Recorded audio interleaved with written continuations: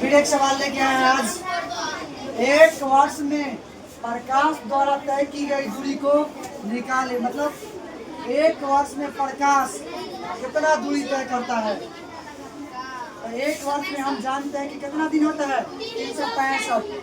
और प्रकाश की चाल होता है विवात में 3 × 10⁸ मीटर प्रति सेकेंड होता है। ये प्रकाश की चाल हम जानते हैं। दूरी बराबर होता है चाल गुना समय। तो चाल तो हमको मालूम हो गया, चाल मालूम हो गया 3 × 10⁸ मीटर प्रति सेकेंड। और समय अब यानी एक वर्ष में कितना सेकेंड होगा, तो इसको पहले 365 से गुना किए। 365 में फिर एक दिन में कितना घंटा, 24, तो 24 से गुना किए। फिर एक घंटे में कितना सेकेंड, 3600 सेकेंड। तो 60 × 60 यानी 3600 सेकेंड हो गया। यानी इसको हम समय को सेकेंड में चेंज कर दिए। अब गुना करते हैं।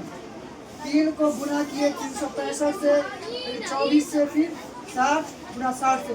तो गुना करने के बाद हमारा इतना आ गया। गुना करने के बाद इतना आया, 10⁸ बचा हुआ था मीटर प्रति सेकेंड गुना सेकेंड। इधर सेकेंड बचा, सेकेंड से सेकेंड कट जाएगा, भाग में है गुना है तो कट जाएगा, बच गया मीटर। अब देखो यहाँ पे क्या कर सकते हैं, यहाँ पे 3 को शून्य है तो 10⁻³ होगा।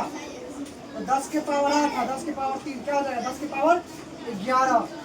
इतना बच गया, 9.46 08 बच गया, मीटर में आ गया।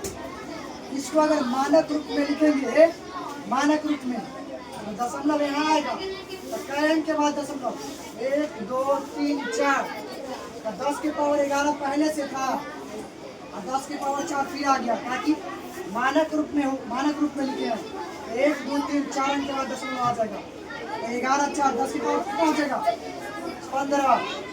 अब लगभग इसको क्या बोल सकते हैं, 9.46। 4 है ना, तो लगभग इसको बोलेंगे 9.46 गुना 10⁻15 मीटर। यानी एक वर्ष में प्रकाश द्वारा तय की गई दूरी को एक प्रकाश वर्ष कहते हैं। और एक प्रकाश